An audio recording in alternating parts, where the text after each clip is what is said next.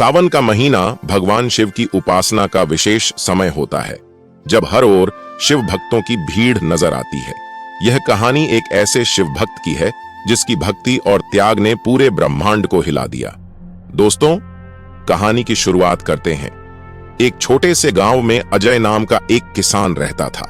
अजय अपनी मेहनत और ईमानदारी के लिए पूरे गांव में मशहूर था, लेकिन पिछले कुछ सालों से उसके खेतों में फसल अच्छी नहीं हो रही थी और उसकी आर्थिक स्थिति काफी खराब हो गई थी। सावन का महीना आने वाला था और अजय के मन में एक नई उम्मीद जगी कि इस साल भगवान शिव उसकी प्रार्थना सुनेंगे और उसकी समस्या का समाधान करेंगे।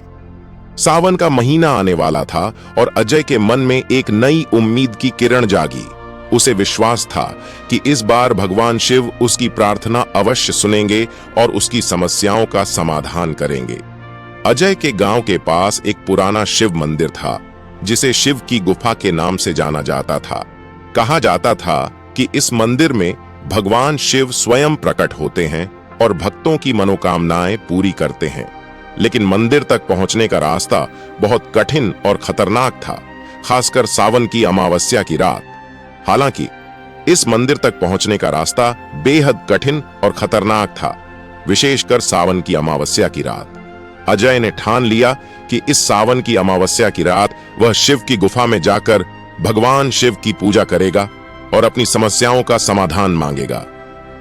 गांव के बुजुर्गों ने उसे इस यात्रा के खतरों के बारे में चेतावनी दी, लेकिन अजय का विश्वास अडिग था। अमावस्या की रात अजय ने अपना सामान बांधा और गुफा की ओर चल पड़ा। रास्ते में तेज बारिश हो रही थी और चारों ओर अंधेरा था। रास्ते में कई मुश्किलें आईं, लेकिन अजय ने हिम्मत नहीं हारी। जब वह गुफा के पास पहुंचा तो उसकी आंखों के सामने एक अद्भुत दृश्य था। गुफा के अंदर एक शिवलिंग था जो प्राकृतिक रूप से बना था और उस पर निरंतर जल की धारा बह रही थी।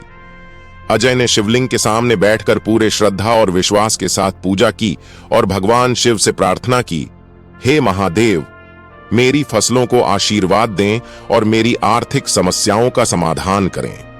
अचानक गुफा में एक तेज रोशनी फैली और भगवान शिव प्रकट हुए। उन्होंने अजय से कहा, अजय, तुम्हारी श्रद्धा और विश्वास ने मुझे प्रसन्न किया है।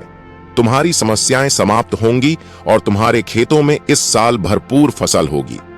अगली सुबह जब अजय गांव लौटा तो उसकी खुशी का ठिकाना नहीं था। कुछ ही दिनों में उसके खेतों में हरियाली छा गई और फसलें लहलहा उठीं। अजय की मेहनत और भगवान शिव के आशीर्वाद से उसकी सभी समस्याएं समाप्त हो गईं। दोस्तों, यह कहानी हमें सिखाती है कि कठिनाइयों के बावजूद जब हम सच्चे मन से भगवान की आराधना करते हैं तो वे हमारी प्रार्थना अवश्य सुनते हैं।